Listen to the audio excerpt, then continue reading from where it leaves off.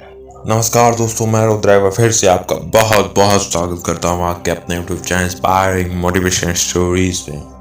तो दोस्तों, आज की इस वीडियो के अंदर हम जानेंगे एक रावण की एक बेटी भी थी, उनका किस रामायण में उल्लेख मिलता है। तो आज की वीडियो काफ़ी जानकारीजनक होने वाली है, तो वीडियो को ज़्यादा से ज़्यादा शेयर कीजिएगा और ज़्यादा से ज़्यादा लाइक कीजिएगा। तो चलिए बिना देर की वीडियो की शुरुआत करते हैं।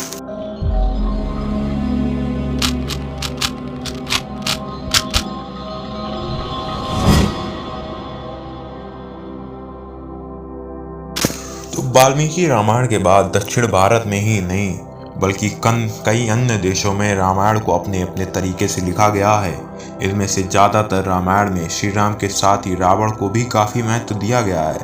इसीलिए श्रीलंका, इंडोनेशिया, माली, थाईलैंड, मलेशिया, कंबोडिया आदि में भी रावण को पूरी अहमियत दी जाती है। तो रावण की बेटी का उल्लेख थाईलैंड की रामकियन रामायण और कंबोडिया की रामकेर रामायण में किया गया है।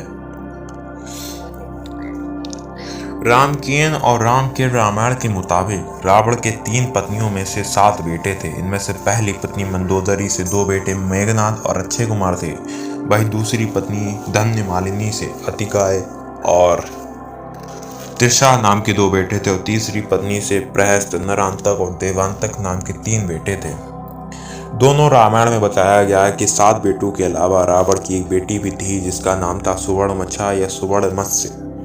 कहा जाता है कि सुवर्ण-मत्स्य देखने में बहुत सुंदर थी, उसे स्वर्ण जलपरी भी कहा जाता है।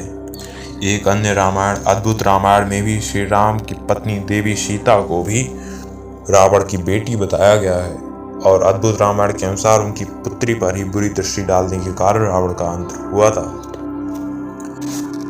तो आइए अब जानते हैं कि सुवर्ण-मत्स्य और नल नील का क्या संबंध था।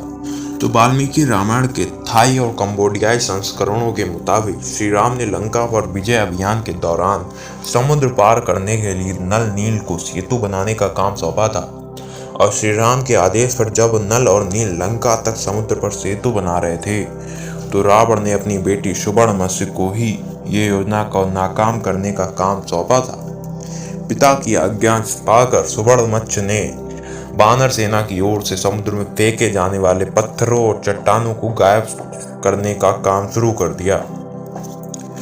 और रामकेन रामायण में लिखा गया है कि जब बानर सेना की ओर से डाले जाने वाले पत्थर गायब होने लगे तो हनुमान जी ने समुद्र में उतर कर देखा कि आखिर ये चट्टानें कहाँ जा रही हैं। उन्होंने देखा कि पानी के अंदर रहने वाले लोग पत्थर और चट्टानें उठाकर कहीं ले जा रहे हैं। उन्होंने उनका पीछा किया तो देखा कि मत्स्य कन्या उनको इस कार्य के लिए निर्देश दे रही है। और कथा में यह भी कहा गया है कि सुवर्ण-मत्स्य ने जैसे ही हनुमान जी को देखा उनसे प्रेम हो गया।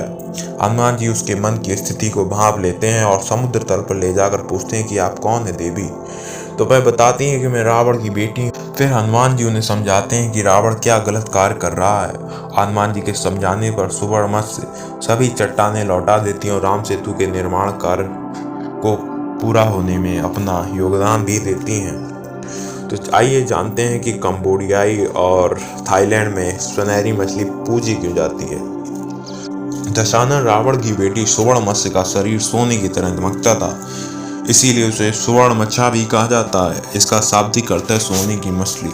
इसीलिए थाईलैंड और कंबोडिया में सुनहरी मछली को ठीक उसी तरह से पूजा जाता है जैसे चीन में ड्रैगन की पूजा होती है।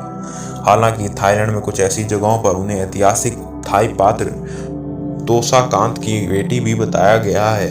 रामायण के बाद 10वीं शताब्दी में कंबन ने रामायण महाकाव्य लिखा जो दक्षिण में बहुत अधिक लोकप्रिय हुआ। हालांकि ये स्पष्ट है कि दुनिया भर में लिखी गई सभी रामायण महर्षि वाल्मीकि की रचना से ही प्रेरित हैं, क्योंकि इसमें सभी रामायण में न राम बदले, न स्थान बदला और न ही उनका उद्देश्य में परिवर्तन हुआ। और साथ ही रामायण, वाल्मीकि कृत रामायण और तुलसीदास कृत रामायण में रावण की बेटी का कोई उल्लेख नहीं मिलता है। तो आइए इसी के साथ इस वीडियो का अंत करते हैं और कमेंट करके जरूर बताइए कि यह जानकारी आपको कैसी लगी। मिलते हैं कि अन्य वीडियो में से नए टॉपिक साथ, तब तक के लिए धन्यवाद।